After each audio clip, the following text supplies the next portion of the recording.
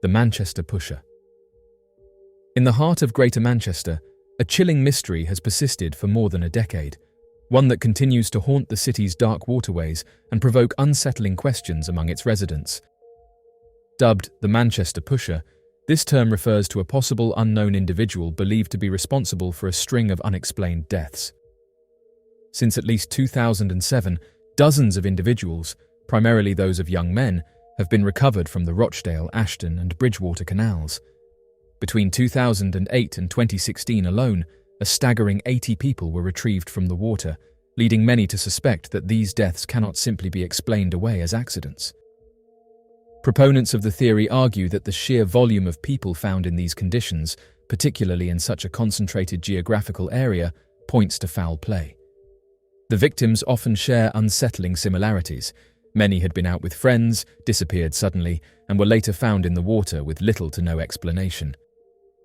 In several cases, crucial personal items such as phones, wallets, and coats have never been recovered. Odd details that only deepen the sense of mystery and suspicion. For a growing number of locals and researchers, the idea that these deaths are isolated incidents seems increasingly implausible. One of the most prominent and tragic cases linked to the Manchester Pusher theory is that of 21-year-old Nathan Tomlinson. A trainee sports teacher from Stockport, Nathan had been attending a work Christmas party in December 2010. He left the event around 10:30 in the evening after telling a colleague he was heading home. He had also texted his mother, Tina, letting her know he was drinking only shandy, suggesting he was not heavily intoxicated. That message was the last she ever received from her son. 8 weeks later, he was found in the River Irwell. Strangely, Nathan's passport, wallet, phone, and coat were never found, despite extensive searches. The absence of these items has fueled speculation that someone may have intentionally removed them to hide evidence or mislead investigators. Nathan's case is far from the only one with peculiar circumstances. Time and again, families have expressed frustration at what they perceive as a lack of urgency or transparency from authorities. The Greater Manchester Police have maintained that there is no evidence of a perpetrator, and that most of these cases are tragic accidents, often involving alcohol and misadventure near the canal edges. However, the persistence of this pattern and the secrecy surrounding certain investigations have caused many to question whether the full story is being revealed. The canals themselves, while picturesque by day, become ominous at night, lined with secluded paths, poor lighting, and sharp drop-offs. For a determined individual, the environment offers the perfect cover for committing an undetectable crime. The idea that someone could be pushing unsuspecting victims into the cold, dark water unnoticed is both terrifying and disturbingly plausible. Add to this the lack of witnesses and the often delayed recovery of the bodies, and it's easy to see why the theory of a perpetrator has taken hold. Though there has been no arrest, no confession, and no definitive evidence proving the existence of a single perpetrator, the legend of the Manchester Pusher endures. It thrives in the silence left behind by unanswered questions, in the sorrow of grieving families, and in the chilling possibility that someone may still be out there, watching from the shadows. Whether the deaths are coincidental or the work of a hidden hand remains one of the city's darkest unsolved mysteries. The mysterious case of 11-year-old Luke Fiangde. The mysterious disappearance of 11-year-old Luke Fiangde remains one of the most haunting and perplexing unsolved cases in Washington state's history. On a stormy winter night in 1996, Luke jumped out of his first-floor bedroom window in Raymond, Washington, and vanished into the darkness. Despite a large-scale search effort, national media coverage, and the involvement of the FBI, no trace of him has ever been found. The circumstances surrounding his disappearance and the utter lack of evidence have left investigators, family, and the community with more questions than answers. Luke's family had endured more hardship than most. In 1988, they immigrated to the United States after fleeing war-torn Laos. The patriarch, Buolong Piangde, had served in the CIA-backed special guerrilla units during the Vietnam War. In 1975, he was captured by communist forces and spent the next 13 years in a prison camp. Most of his 7 children, including Luke, were born within that camp. After their release in 1987, the US expedited their immigration, and they began a new life in South Bend, Washington, eventually settling in Raymond in 1989. On the night Luke disappeared, February 6, 1996, the family had just returned home from their jobs at a local oyster cannery. Luke and his younger brother Robert were roughhousing, prompting their father to scold them. According to Luke's sister, OSA Gilstrap, the reprimand appeared to deeply affect Luke, who then walked to his bedroom, visibly upset. It would be the last time anyone in his family ever saw him. Around 15 minutes later, when their father noticed the shower wasn't running, he forced the bedroom door open to find Luke gone and the window open.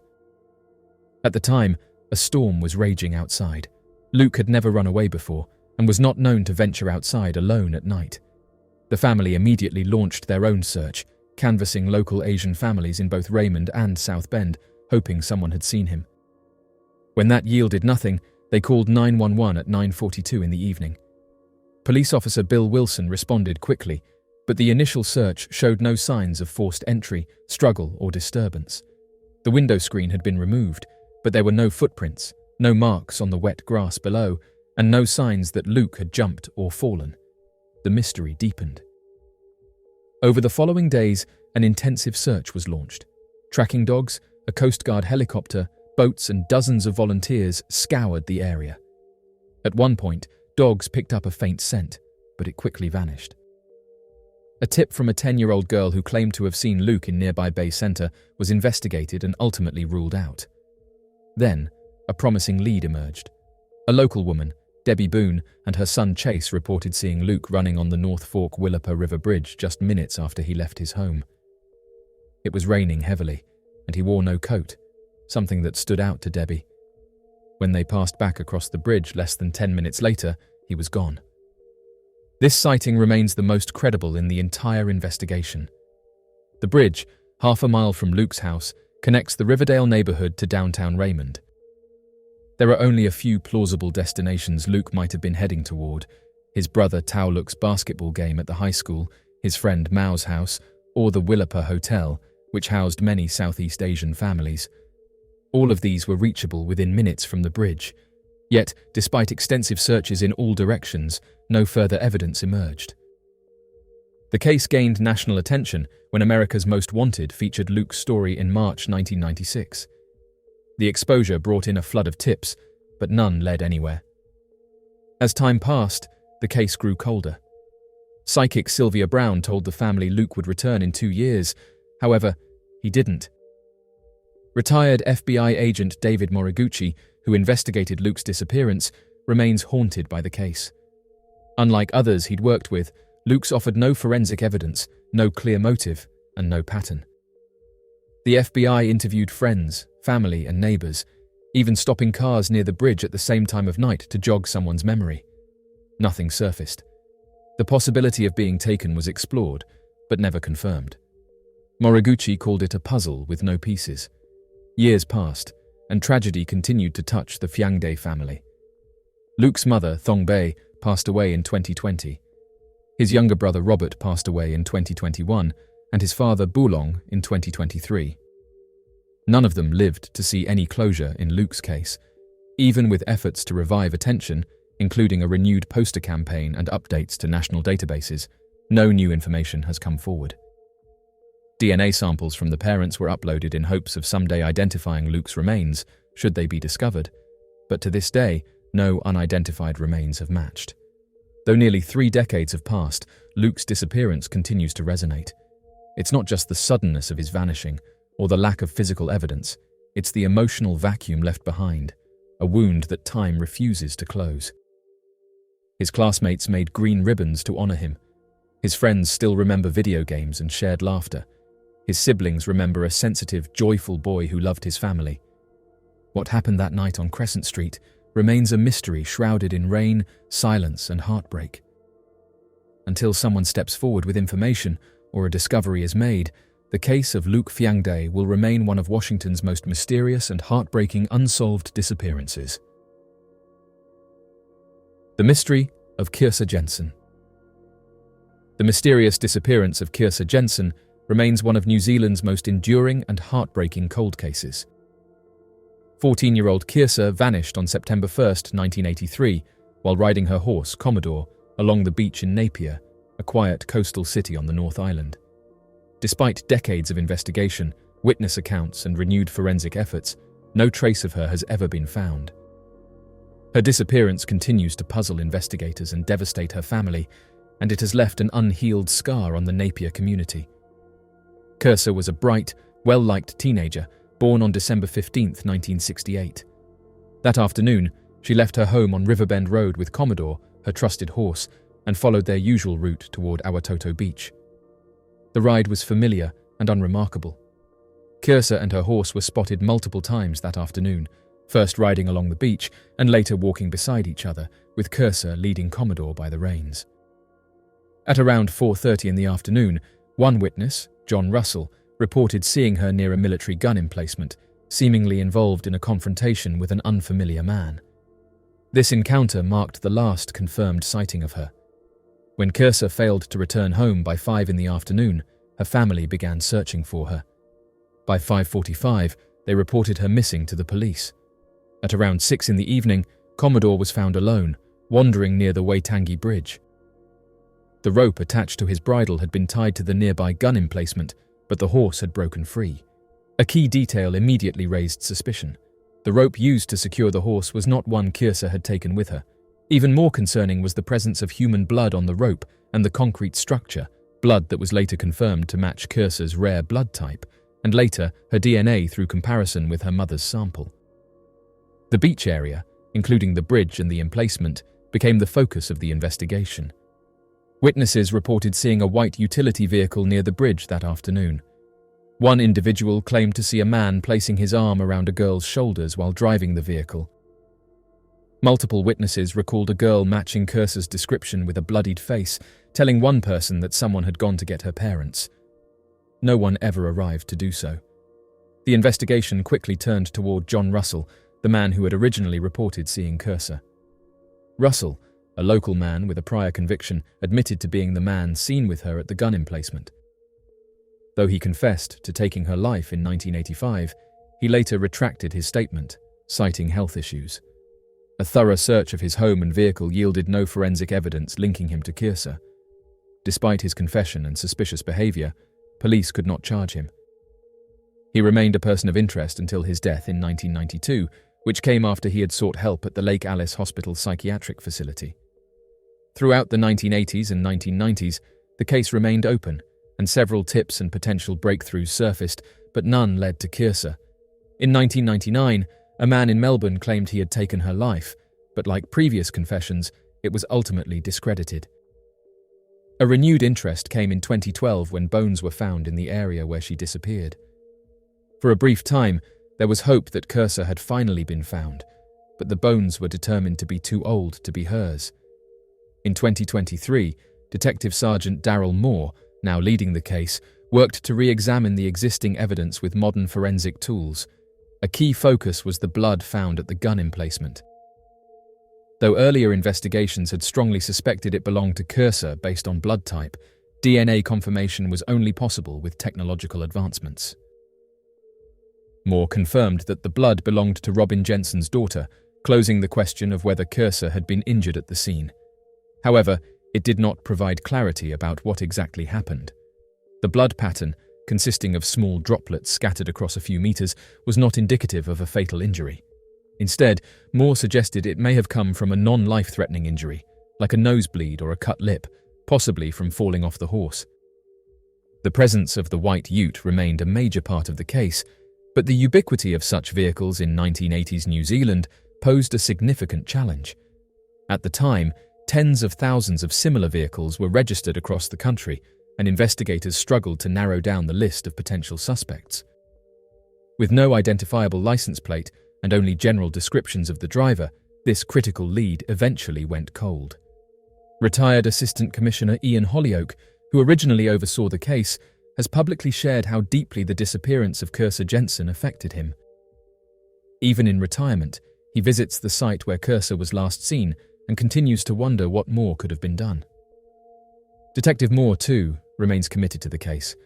He says that the police still receive 2 to 3 tips a year from members of the public, although none in recent years have produced viable leads. Despite the decades that have passed, Kyrsa's family and community have not forgotten her. Her classmates wore green ribbons after her disappearance, green being her favourite colour, and her case remains one of the most well-known in New Zealand's criminal history. A memorial now marks the last place she was seen, serving as both a tribute to her life and a painful reminder of the unsolved mystery. Though the official search has long since ended, the investigation remains open. Police hope that one day, someone with knowledge of what happened will come forward. Whether it was a crime of opportunity, a tragic accident covered up in fear, or something more sinister, the truth has eluded investigators for over 40 years. The mysterious disappearance of Dalen Mokpua from Hawaii's Stairway to Heaven. The mysterious disappearance of Dalen Mokpua in February of 2015 remains one of Hawaii's most haunting unsolved cases. At just 18 years old, Dalen was a senior at a Hawaiian immersion school located in Kealakekua on the Big Island. He had travelled to Oahu for a field trip and was spending the weekend at his grandmother Martha's home. What should have been a memorable and educational trip quickly turned into a tragic mystery that still leaves his loved ones searching for answers. On the morning of February 27th, Dalen shared his plans with his grandmother. He told her he intended to go hiking, specifically to climb the infamous Stairway to Heaven, also known as the Ha'iku Stairs. This treacherous and steep trail consists of over 3,900 narrow steps stretching up the mountain range. Though it had once served as a military access route during World War II, the trail had long since been deemed unsafe and was officially closed to the public.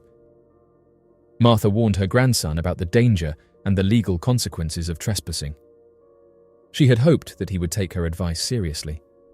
However, Dalen was determined to continue with his plan and boarded a bus headed toward Moanalua Valley Park, the unofficial starting point for those daring enough to access the closed trail. Dalen appeared to enjoy the early stages of his hike, documenting his adventure by texting family members and sharing photos of the stunning, lush scenery. But sometime after he began his ascent, the communication stopped. He was never seen or heard from again. When he failed to return home that evening, his family grew worried and contacted authorities.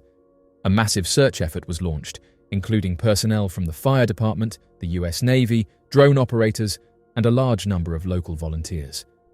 The team scoured the surrounding forest, cliffs, and terrain both on foot and from the air, but no trace of Dalen was ever found.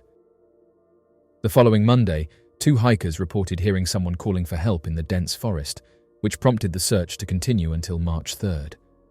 Although the official effort was called off that day, Dalen's family and dedicated volunteers refused to give up, continuing to search the dangerous terrain for any sign of him. As days turned into weeks, and then into years, no concrete evidence ever surfaced. Desperate for clues, the family began analysing the photos Dalen had taken during his hike. What they found only deepened the mystery. In one of the images, a shadowy figure could be seen crouching in the foliage some distance away. When the image was enhanced, it appeared to show a man hidden in the bushes, watching from afar. The figure's presence was subtle, barely noticeable at first glance, but once seen, impossible to ignore. This revelation prompted new speculation about Dalen's disappearance. Had he simply become lost or injured, or had he been followed and potentially harmed? The man captured in the photo has never been identified. He has not come forward to speak with authorities, which leads to several possibilities. He may not have realized he had been photographed, or even that a disappearance had occurred. He could have feared legal consequences from being caught on a forbidden trail and therefore chose to stay silent, or, as some fear, he may have had something to do with Dalen's vanishing and deliberately stayed hidden to avoid suspicion. Though the most plausible explanation is that Dalen succumbed to the elements, perhaps suffering a fall, becoming disoriented, or getting injured in the remote wilderness. The presence of the mystery man has left the door open to more sinister theories. The trail is known not only for its beauty, but for its dangers. Slick steps, sudden weather changes, and remote cliffs can easily disorient even experienced hikers. Still, the eerie nature of the final photo continues to circulate online, sparking debate among amateur sleuths and haunting those who loved Dalen. As of today, no new evidence has come to light, and Dalen Mokpua remains missing. Mysterious figure appears behind Zach Baggins. During an episode of Ghost Adventures, a chilling moment captured viewers' attention and has since become one of the most talked-about segments in the show's long-running history. In the scene, host Zach is seen standing alone in a pitch-black room, illuminated only by the eerie green glow of the night vision camera. As he stares directly into the lens, seemingly unaware of anything around him, a dark, cloaked figure can be seen manifesting behind him. The image sent shockwaves through the paranormal community and quickly spread across social media platforms, where viewers began debating the nature of what had been caught on camera. Many who have analyzed the footage believe that the figure resembles a cloaked humanoid entity, standing unnaturally still in the darkness. The outline of the figure is vague, yet distinctly defined enough to suggest something solid, and not merely a trick of the light or camera interference. What makes this sighting particularly compelling is how it mirrors thousands of accounts from people all over the world who have claimed to witness similarly cloaked, shadow-like entities, often described as harbingers of negative energy or even demonic presences. Others have speculated that what appeared behind Zach Baggins might have been a shadow figure, a type of paranormal manifestation thought to be made of pure dark energy. Shadow figures are often associated with feelings of dread, intense cold, and unease, and they are typically seen out of the corner of one's eye or captured on video in fleeting glimpses. In this case, the figure appears with surprising clarity and duration, which adds to the intrigue and fear surrounding the incident. The fact that Zach himself did not react or seem to sense the entity's presence adds another layer of mystery to the encounter. Mysterious objects found inside eyewitnesses after a UFO sighting.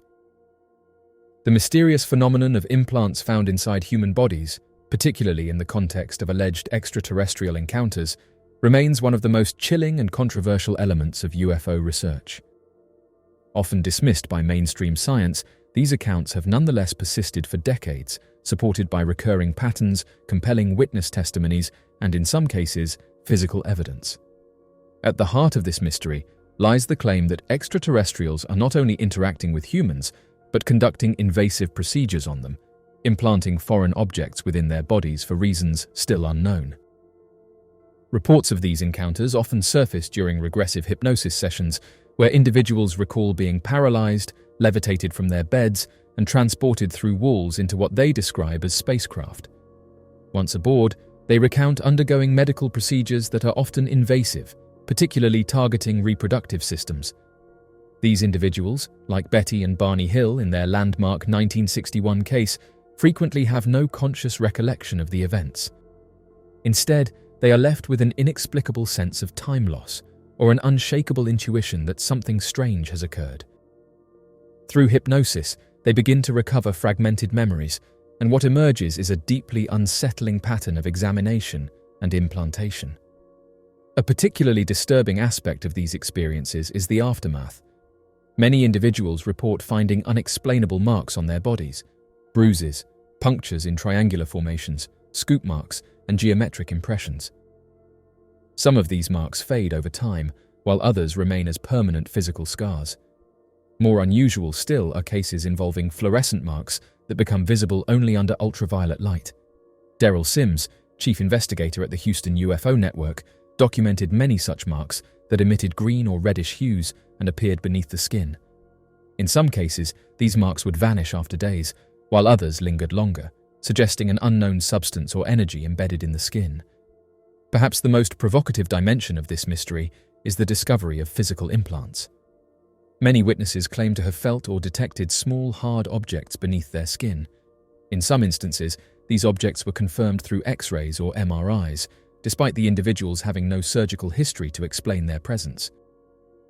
This has led researchers to question whether these are tracking devices, much like RFID chips implanted in pets. Such suspicions were taken seriously by the late Dr. Roger Leir, a podiatric surgeon who became one of the most well-known figures in the study of alien implants. Dr. Leir's involvement began reluctantly, his medical training leaving him skeptical of UFO lore.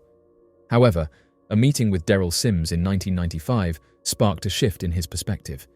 He agreed to operate on two individuals, Pat Parinello and a woman using the pseudonym Mary Jones, who had implants discovered in their hand and toe, respectively. Neither had any memory of receiving these objects, nor any scars from prior surgeries. What Lear found astonished him. During surgery, the objects were deeply embedded in fibrous tissue, requiring meticulous effort to extract.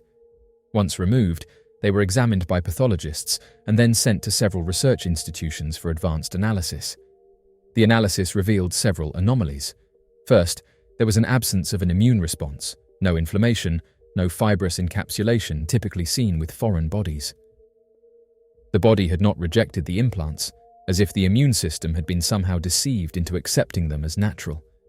The implants themselves were encased in a tough grey membrane composed of keratin and blood proteins containing nerve cells not normally found in that region of the body. Metallurgical analysis indicated that the implants contained at least 11 elements, many of which matched the composition of meteorites. These were not industrial metals commonly used in human manufacturing. Some pieces even emitted electromagnetic frequencies at 8 Hz, 14 MHz, and 19 GHz, which ceased shortly after removal, suggesting that the implants had been active while still inside the body, possibly drawing energy from the host. This revelation opened the door to the theory that the implants may have served as communication devices or tracking instruments. Steve Colburn, a materials scientist and expert in nanotechnology, contributed to the analysis by identifying the presence of carbon nanotubes within the devices. These microscopic structures are at the forefront of modern science, yet their presence in objects allegedly implanted years earlier suggested a level of sophistication beyond current known human capabilities. Nanotubes can function as semiconductors or metals depending on their structure, and their inclusion hinted at the possibility of these devices being miniaturized electronic circuits, an extraordinary concept when considering the biological environment in which they were placed. The implications of these findings are profound. If these implants are not of terrestrial origin, it suggests a highly advanced intelligence is not only visiting Earth, but conducting long-term studies or surveillance of human beings. The strategic placement of the implants near the skin's surface, rather than deep within the body, further supports the notion that these procedures were done with precision and intention, not by random chance or crude experimentation. Despite his initial doubts, Dr. Lear eventually became a prominent advocate for further investigation into these mysterious implants. He established a website to document his findings and share them with the public. He believed that the implants were placed in areas of the body where bone might serve as an antenna, further enhancing the ability to transmit or receive signals. His use of magnetometers to detect emissions prior to removal only strengthened this hypothesis. While the implants stopped emitting after extraction, the question remains, who or what was listening? Dr. Lear passed away in 2014, but his legacy endures. His work provided some of the most compelling physical evidence in support of the phenomenon. Though his findings do not definitively prove alien involvement, they raise serious questions that defy easy explanation. In the end, these implants stand as silent witnesses to a mystery that remains unresolved. Are they the remnants of an advanced civilization's monitoring program, a misunderstood part of human anatomy, or something else entirely? Until further evidence emerges, the mystery of the implants will continue to captivate and disturb those brave enough to look beyond the veil of the ordinary. The Grand Canyon Reaper. The photograph known as the Grand Canyon Reaper has baffled viewers and sparked eerie speculation since it surfaced. Taken in the 1970s, the image captures a man, referred to as the family's uncle, standing on the edge of a narrow rock outcrop at the Grand Canyon. It appears to be a standard vacation photo at first glance, but a closer inspection reveals something chilling. Just behind the man, partially obscured by shadow and distance, stands a tall, dark figure. Dressed in black and staring directly at the camera, the presence of this figure has led many to dub the image one of the most unsettling found footage photos of its kind. What makes the Reaper figure so unnerving isn't just its appearance, but the strange story that surrounds it. According to the man in the photo and his companions, they had been at the lookout for at least 15 minutes, snapping pictures and taking in the view. None of them noticed anyone else near them, especially not on the small outcropping where the figure appears to be standing.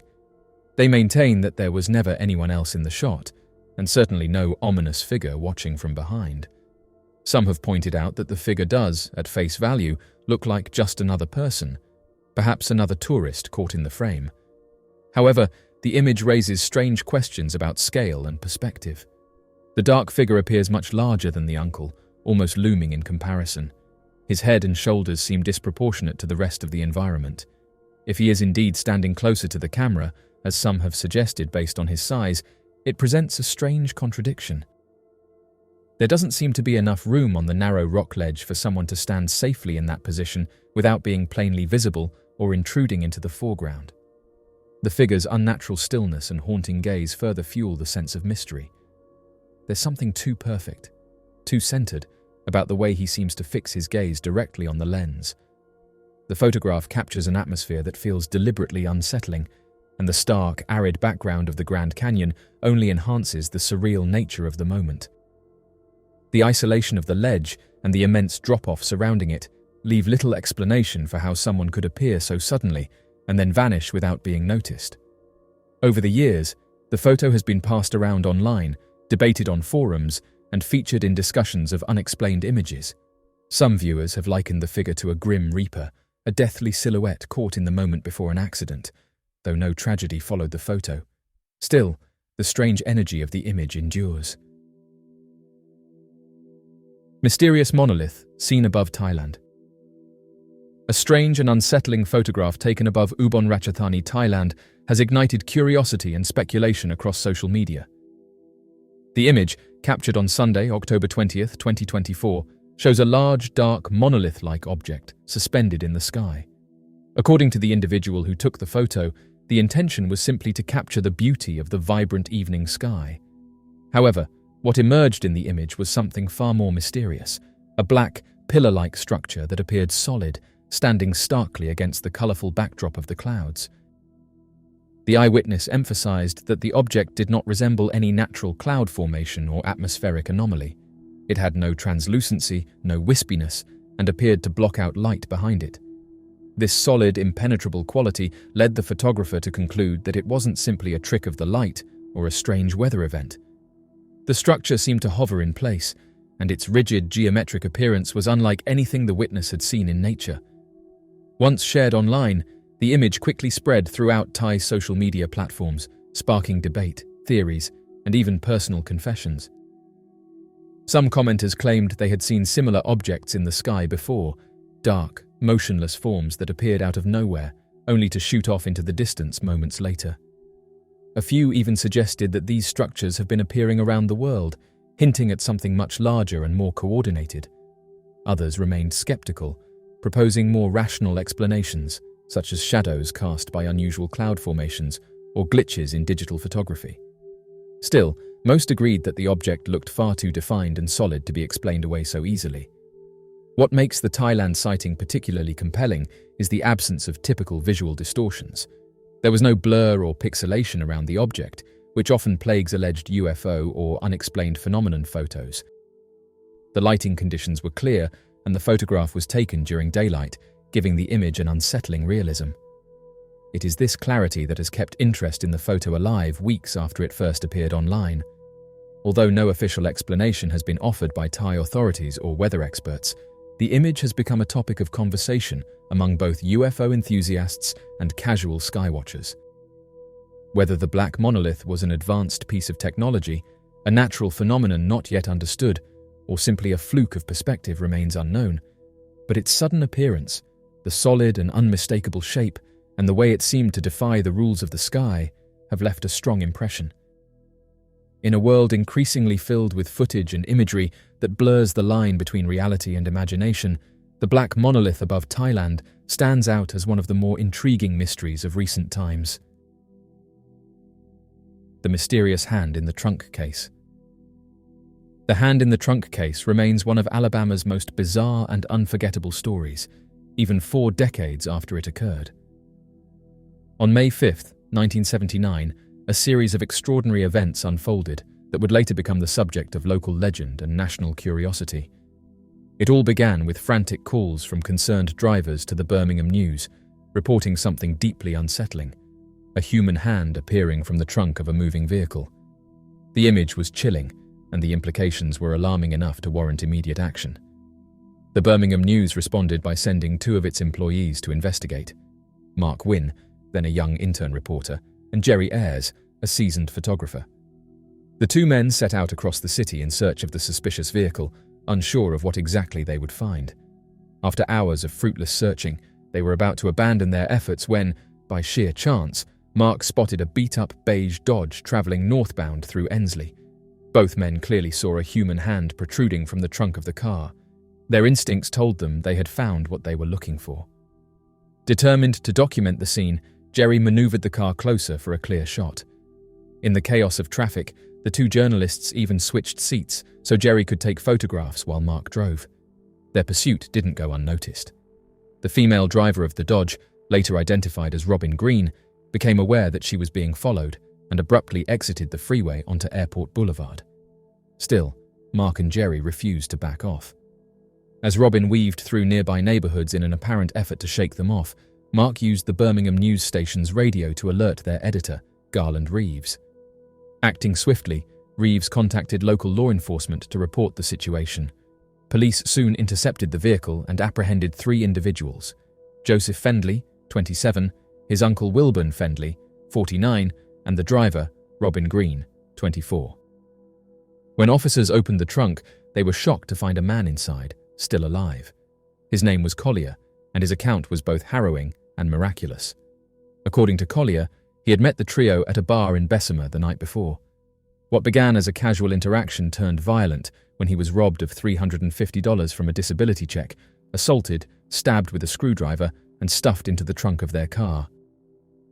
Inside the cramped space, Collier battled not only the pain of his injuries, but also the threat of carbon monoxide poisoning.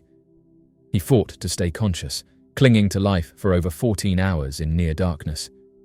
When he overheard the group discussing where to dispose of his body, desperation drove him to wedge his hand through a small gap in the trunk's rubber seal. He waved at passing drivers, hoping anyone would notice. Remarkably, someone did. The story's conclusion left as many questions as it answered. While records indicate that Wilburn Fendley was ultimately freed in court, there is no publicly known resolution regarding the charges faced by Joseph Fendley and Robin Green. What happened to them remains a mystery lost in the fog of time. The hand in the trunk case is a chilling reminder of how a single act of vigilance and a couple of determined journalists can change the course of someone's life. Without the quick thinking of Mark Winnie and Jerry Ayres, Collier's fate might have been tragically different. Instead, it became a story of survival and an enduring mystery in Alabama's criminal history. The mysterious case of Ray Gricar. Ray Frank Gricar, an American attorney, held the position of district attorney in Center County, Pennsylvania, from 1985 that ended in 2005. On April 15, 2005, Gricar disappeared under circumstances that remain unknown, and no communication has been received since then. Gricar contacted Fornicola on April 15, 2005, to notify her that he was entering the Brush Valley region located northeast of Center Hall. Following Gricar's failure to return home, Fornicola reported him missing late that evening. The next day, investigators located Gricar's crimson Mini Cooper in the parking lot of a local antique store in Lewisburg. The vehicle housed his county-issued mobile phone, but it did not include his laptop computer, keys, or personal wallet. Investigators found no indications of malicious intent. According to police and family members, the vehicle's position, next to 2 bridges across the Susquehanna River, had resemblances to the placement of Gricar's older brother Roy's vehicle when he took his own life in 1996.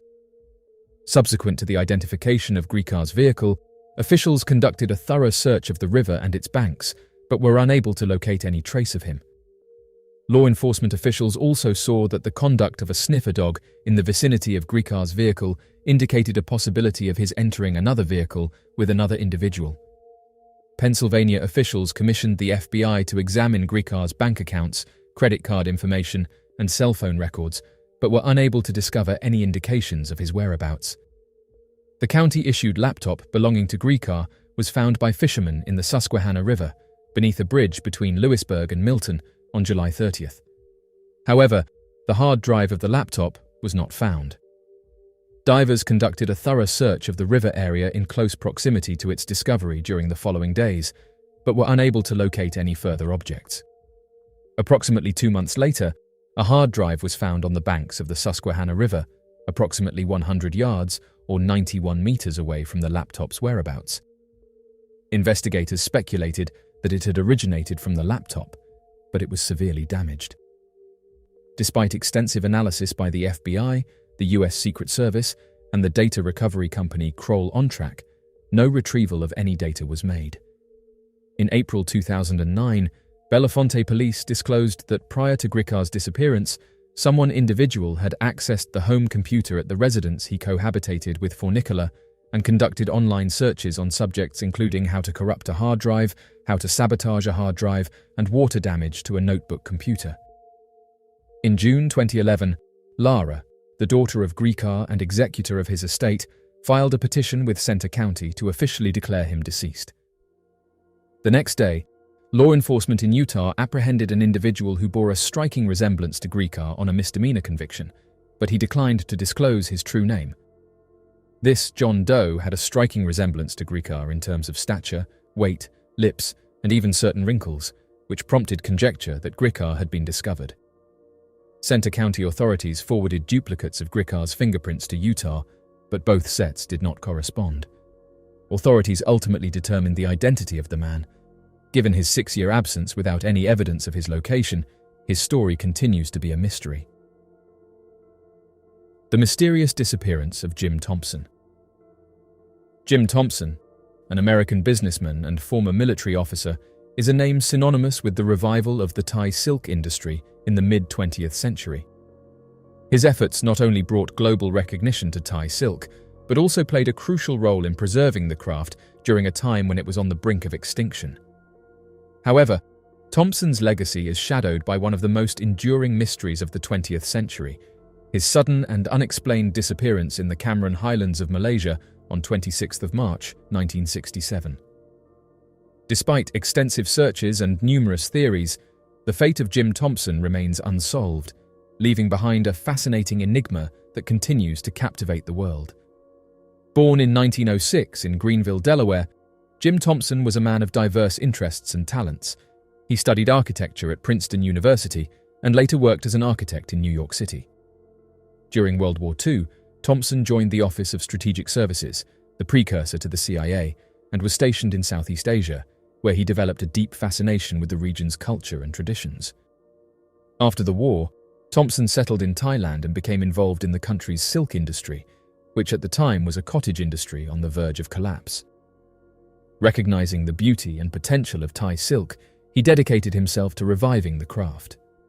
In 1948, he founded the Thai Silk Company, which quickly gained international acclaim. Thompson's keen eye for design, combined with his marketing skills, transformed Thai silk into a luxury fabric coveted by fashion designers and customers worldwide. By the 1950s and 1960s, Thompson had become a prominent figure in Thailand, earning the moniker the Silk King. He was also a well-known socialite, hosting lavish parties at his Bangkok home, which itself became a tourist attraction known as the Jim Thompson House. The house, a stunning blend of traditional Thai architecture and Western comforts, showcased his love for Southeast Asian art and culture. Jim embarked on a brief weekend holiday in March 1967 to visit a friend's residence, the Moonlight Bungalow, located in the scenic 5,000-foot-high rainforest of the Cameron Highlands in central Malaysia. On the Sunday of Easter, March 26th, he attended church, had lunch with his hosts and a companion, and then took a stroll in the afternoon while they were taking a nap. The most extensive land search in Southeast Asia was conducted, involving hundreds of individuals working full-time for 11 days. This search included Malay Police Field Force officers, Thai police, Malaysian Army personnel, British Army volunteers, US Army observers, Boy Scouts, patients from a local hospital, Orang Asli indigenous native trackers, the world's most renowned mystic, and over 118 local mystics. One scholar posits that the solution to Thompson's mystery could be found in certain bone fragments unearthed in the Cameron Highlands in 1985. The skeletal remains, devoid of the cranium, were unearthed by Orang Asli squatters in a burial site situated on the periphery of a vegetable field by the major thoroughfare in Brinh Chang. Master Mariner Captain Philip J. Rivers reported that he was informed of the finding by a health officer during his investigation into Thompson's disappearance in 2007. Upon collecting the fragments, the authorities established no link to Thompson's disappearance in Tanah Rata, as they were discovered in Brincang. The likelihood is that his body remained undetected in the dense vegetation, concealed within an unmarked burial site following a hit-and-run incident. Rivers stated that a DNA test conducted on the bones could potentially offer a more comprehensive response. Thus far, there has been no definitive verification that the bones are the legitimate remains of Thompson. Rivers also states that the bones are currently stored in a secure and protected location. As of right now, his disappearance remains a mystery. The mystery of the Vimana, a mythological flying palace or chariot described in Hindu texts. The concept of advanced flying machines is often considered a product of modern science fiction, but ancient Hindu texts tell a different story. According to these texts, Vimana were flying palaces or chariots used by gods and legendary figures capable of traveling vast distances through the air. Described in astonishing detail in ancient scriptures such as the Vedas, Mahabharata, and Ramayana, these vehicles are depicted with features and capabilities that eerily resemble modern aircraft and even spaceships. Some researchers and enthusiasts believe that the accounts of Vimana could be more than just myth. They could be evidence of early UFO sightings or even advanced technology possessed by ancient civilizations. The word Vimana in Sanskrit generally means a vehicle or craft, and it is most commonly associated with flying machines. These flying machines are prominently featured in several ancient Hindu texts, with descriptions that vary in detail and purpose. In the Ramayana, for example, the Pushpaka Vimana is described as a flying palace that belonged to the demon king Ravana. This Vimana was said to be capable of flying at great speeds and could travel to any place on Earth at the command of its owner. It was large enough to accommodate Ravana's entire court, suggesting that it was not only a means of transport, but also a symbol of power and luxury. Similarly, the Mahabharata, another ancient epic, contains references to Vimana used in battles, where they are depicted as highly maneuverable and equipped with weapons of great power. These texts describe the Vimana as capable of moving vertically, horizontally, and even disappearing from sight, which some interpret as evidence of advanced propulsion systems and cloaking technology. Other ancient texts, such as the Vedas and various Puranas, also mention Vimana, often in the context of divine or semi-divine beings, using them to travel between Earth and the heavens. The Samarangana Sutradhara, a 12th century Sanskrit treatise on architecture, dedicates several chapters to the construction and operation of Vimana, detailing materials, designs, and even instructions for their use.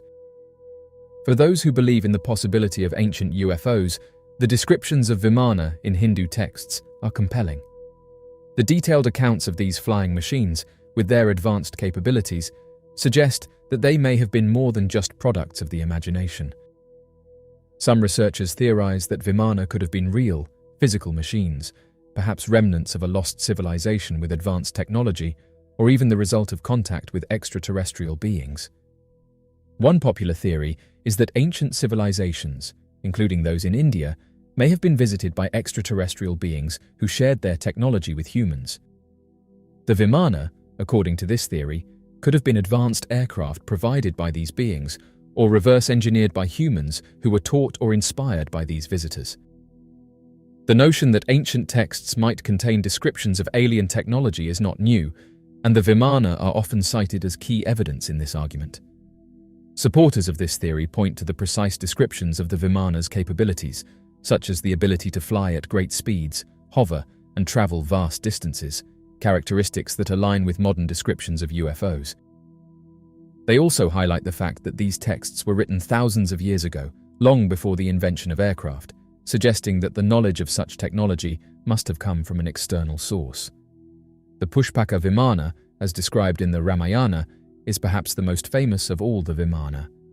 This flying palace, which originally belonged to Kubera, the god of wealth, was taken by Ravana and later used by Lord Rama to return to his kingdom after defeating Ravana in battle. The Pushpaka Vimana is described as a magnificent vehicle, capable of flying through the sky at the speed of thought, guided by mental commands rather than physical controls.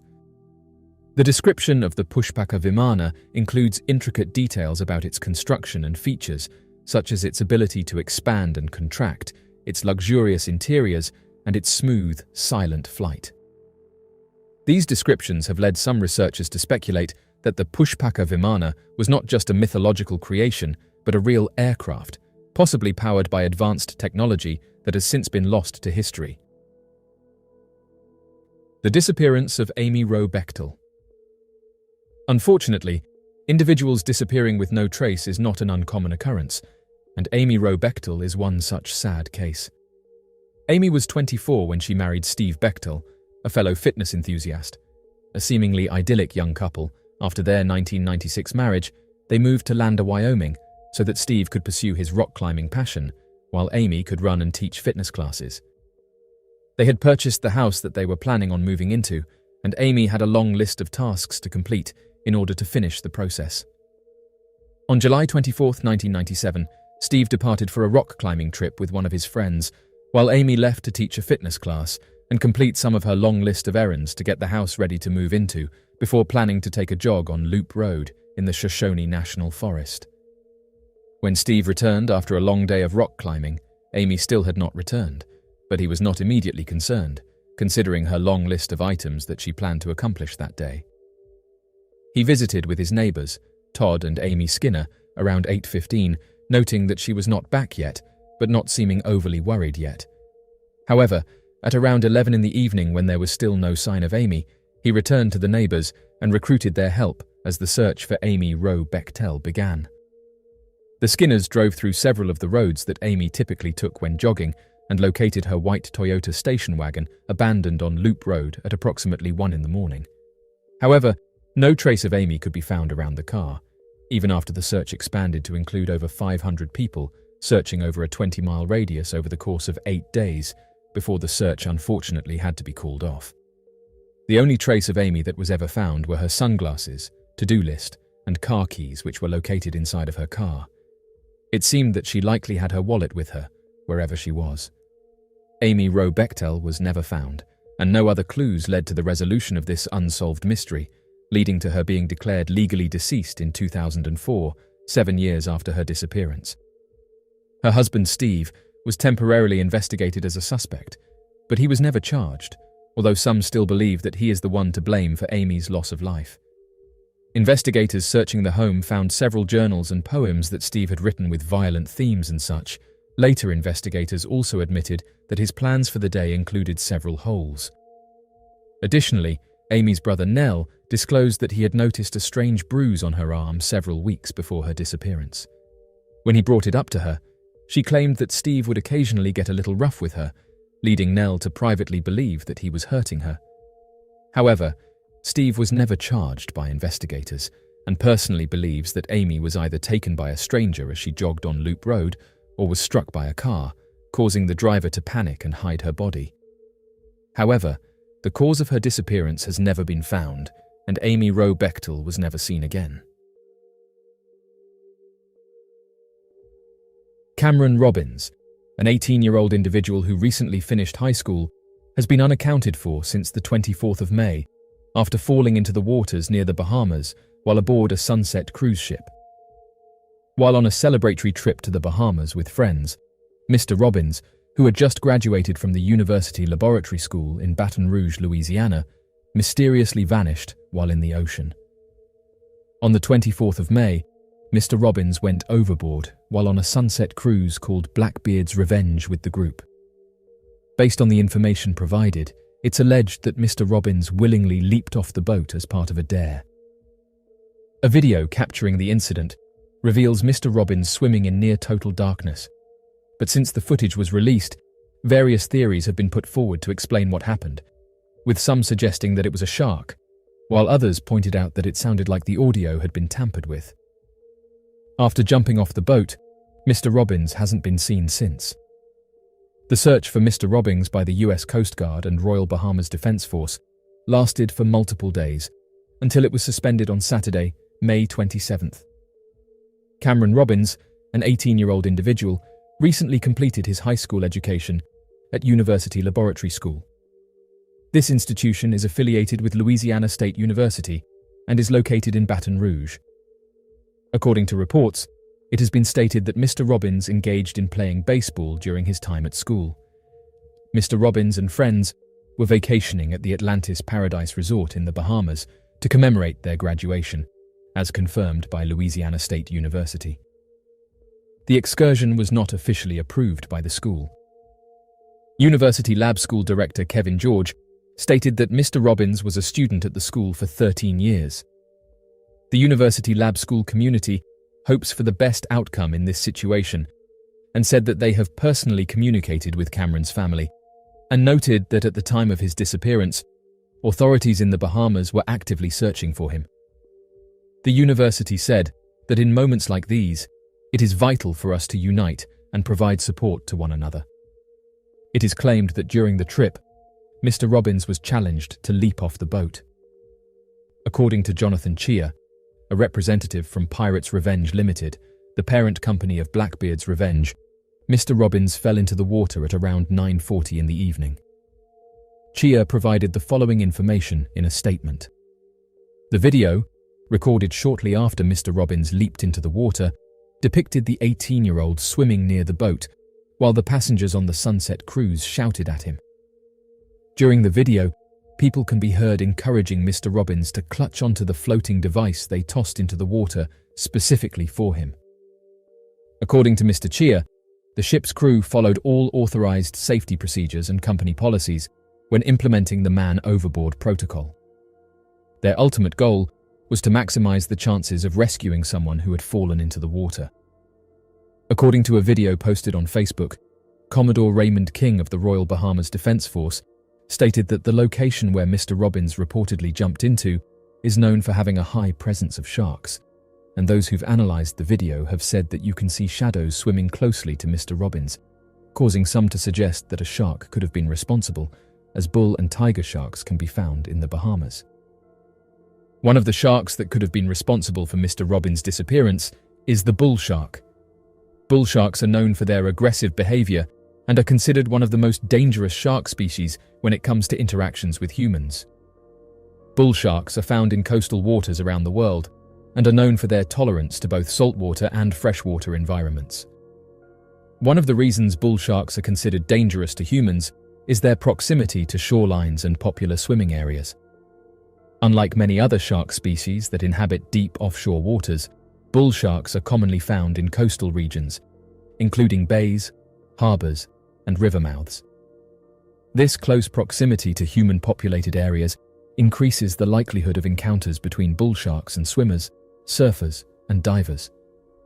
Bull sharks are known for their aggressive nature and have been involved in a significant number of unprovoked attacks on humans.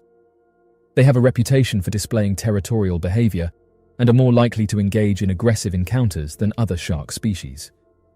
While bull sharks are responsible for a relatively small percentage of shark attacks worldwide, their ability to adapt to various habitats and their assertive behavior make them a potential threat in certain environments.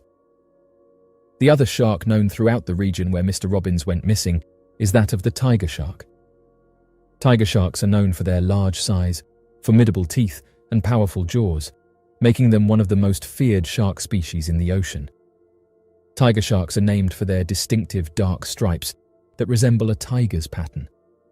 They are large-bodied sharks, with adult females reaching lengths of up to 14 feet and males typically measuring around 11 to 13 feet.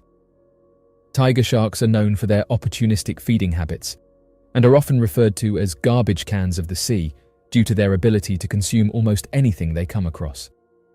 They have a diverse diet that includes fish, seals, turtles, dolphins, birds, and even other sharks, and it's this versatility and willingness to scavenge that makes them more likely to interact with humans in various coastal and offshore environments.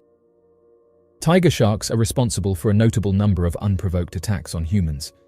The perception of tiger sharks as potentially dangerous stems from their size, powerful jaws, and their presence in popular swimming and surfing areas. They are commonly found in warm coastal waters around the world, including the tropics and subtropics. This overlap with recreational activities increases the likelihood of encounters between humans and tiger sharks. The US Coast Guard has not verified the rumors suggesting that the waters are populated by sharks.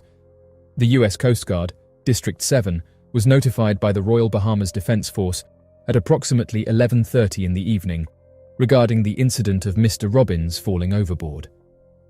This information was conveyed in an official statement issued by the Coast Guard.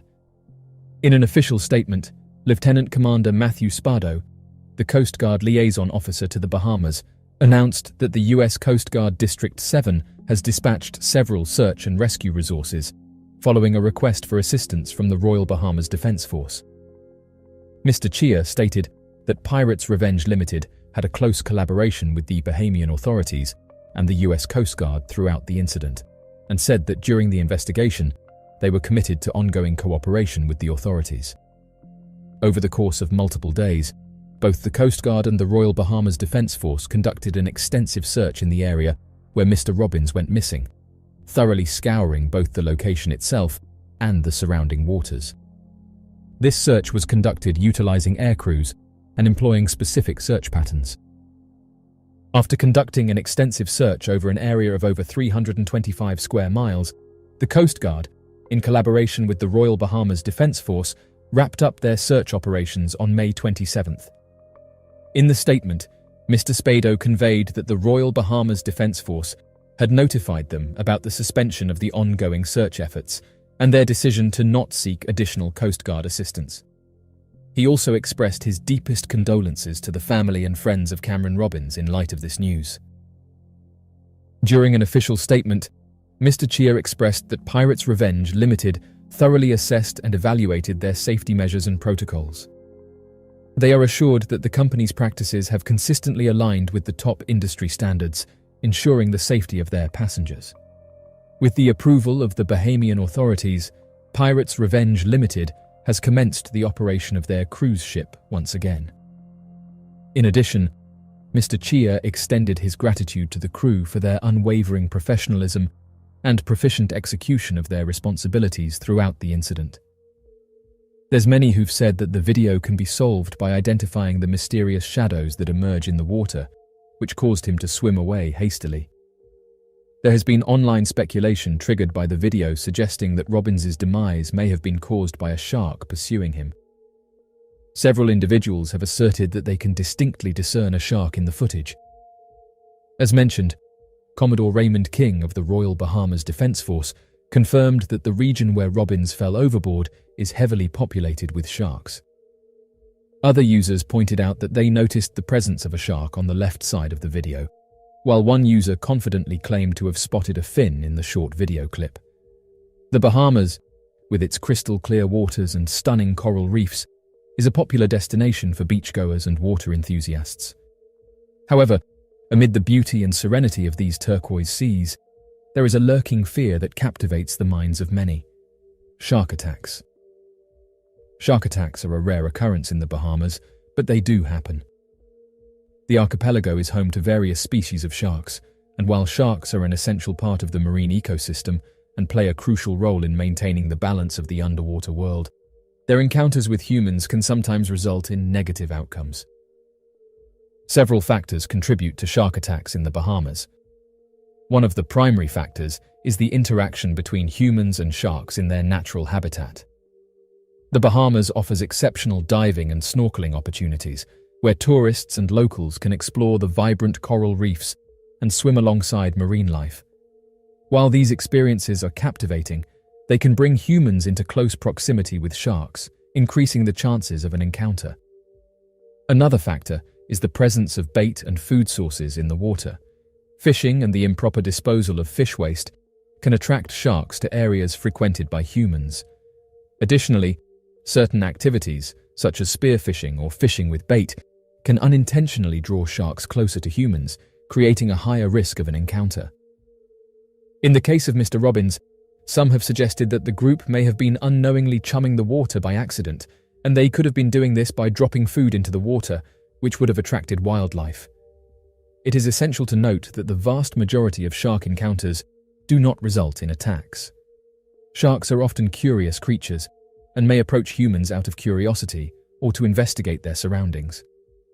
In most cases, these encounters are harmless, and serve as a reminder of the beauty and diversity of marine life.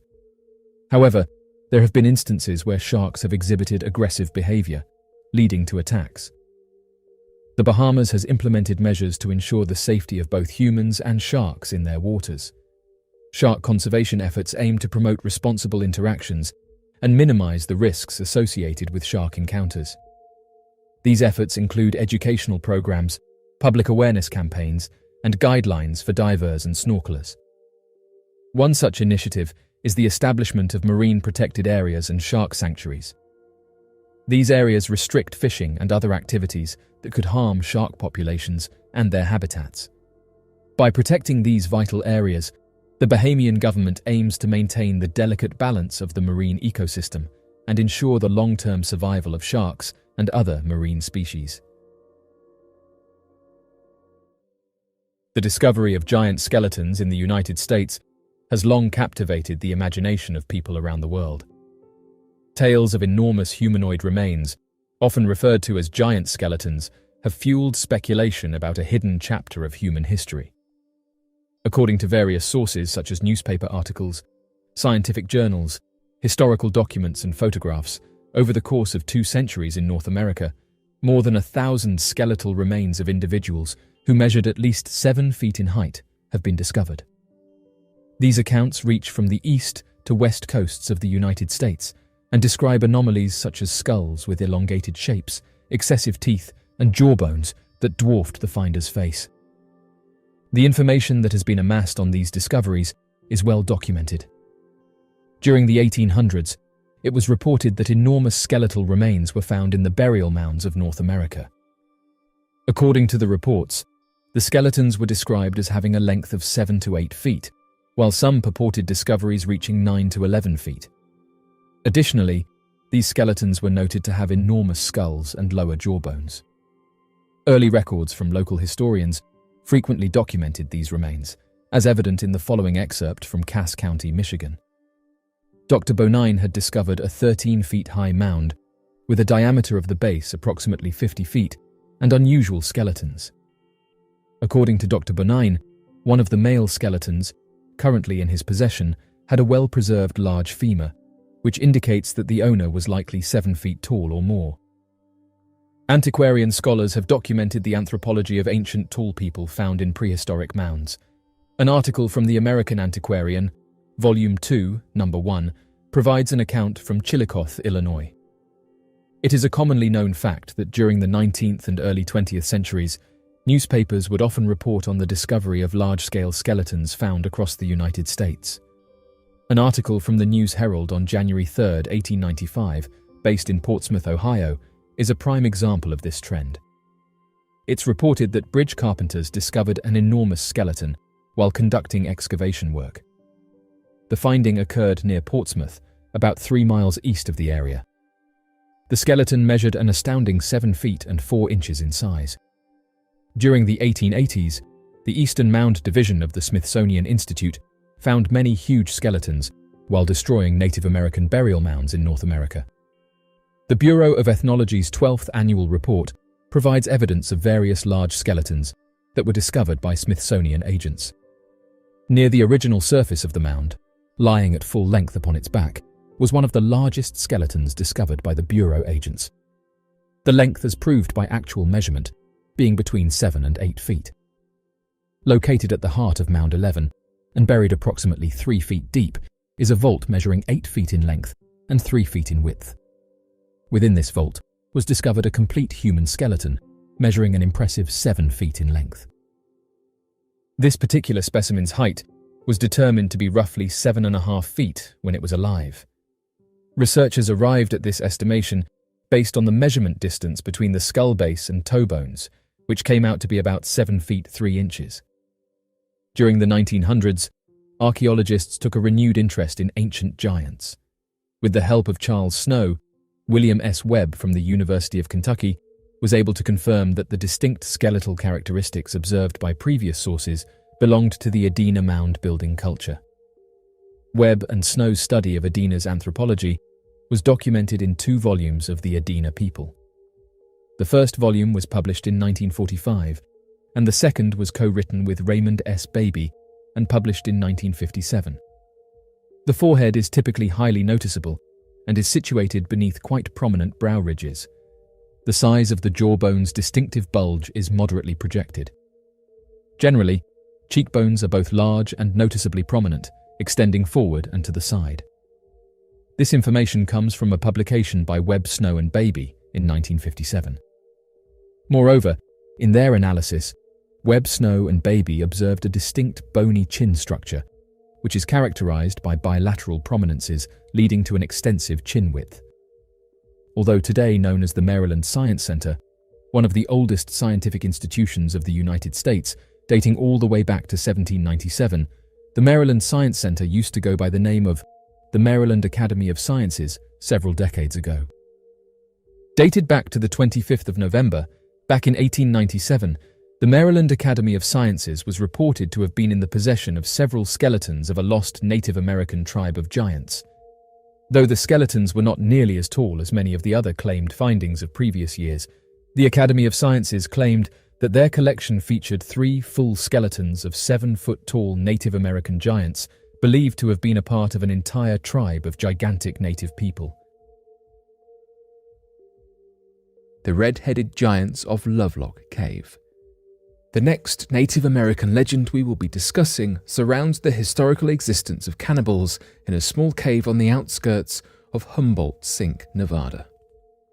The place is called Lovelock Cave and is about 150 feet long. The legend claims that the cave was once inhabited by 10 feet tall and red-haired giants who harmed and ate humans from the neighboring communities. The giants, known as Siteka, were deeply feared by the Paiute Indians. The Paiute Indians eliminated the giants by trapping them inside the caves and funneling smoke inside until they passed away.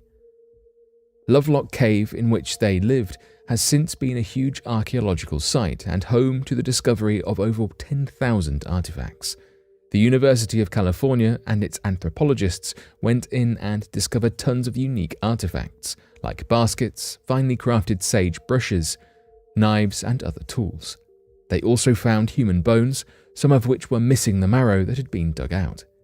This increased the truth of cannibalistic speculations and that the humans living within the cave ate other humans.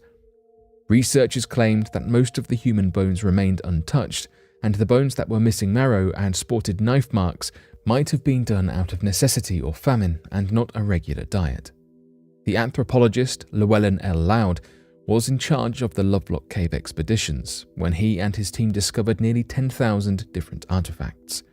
It took him many years of research and work before he could completely publish a full report of the findings. That being said, none of his findings directly proved the existence of 10 feet tall beings, and any human bones found were of the regular size for the time period. The cave was not easy to explore as it suffered from a collapse in roughly the year 440 BC, which led to the destruction of numerous access points. This likely influenced the residents of the cave to leave and find a home elsewhere. The new residents of the cave were mainly bats that, over time, caused a large pileup of guano to cover the ground and all the artifacts. The cave has since been the site of many expeditions from various facilities and research centers, but none have yet to uncover any scientific proof of 10 feet tall giants. Sacsayhuaman in Peru. The word Sacsayhuaman comes from the Quechua language, translates roughly to royal eagle, or more literally, the place where the hawk was satiated. It is thought that it gained this name due to the high presence of these birds in the area where the structure was built. Sacsayhuaman is an architectural complex in the city of Cusco, Peru. The building was erected by the Incas in the 15th century under the 9th Incan leader, Pachacuti Inca Yupanqui, and his successors. A project as massive as this necessitated the hard work of at least 20,000 labourers, which were divided by the thousands and given jobs such as quarrying duties, digging trenches, and laying the foundations of this huge monument. This fortress is the largest built by the Incas. It was constructed on an elevated rocky head facing the northern marshy ground outside the Incan capital, Cusco. The Incas were known as master stonemasons, and their abilities are demonstrated wonderfully in this building. It was built using dry stone walls and boulders that were fit tightly together using mortar. Although they did not use anything to cement the stones together, their mechanics ensured that the building stood strong and stable. The huge blocks of stone making up the temple were shaped using nothing but harder rocks and bronze tools. Based on the marks left on these stones, researchers believe they were mostly pounded into shape rather than being cut. The blocks must have been moved around using ropes, levers, poles, and earth-made ramps. This is evident due to the indentations that remained on the stones even after they were fit into place in the building. It was built to withstand earthquakes and the damage from such natural disasters through the interlocking of the blocks and sloped walls, which maximized protection. It is definitely apparent that this proved to be successful, as the building has survived over 500 years of earthquakes. The area also contains a variety of buildings, such as residential spaces, towers, holy places, warehouses, roadways, and aqueducts.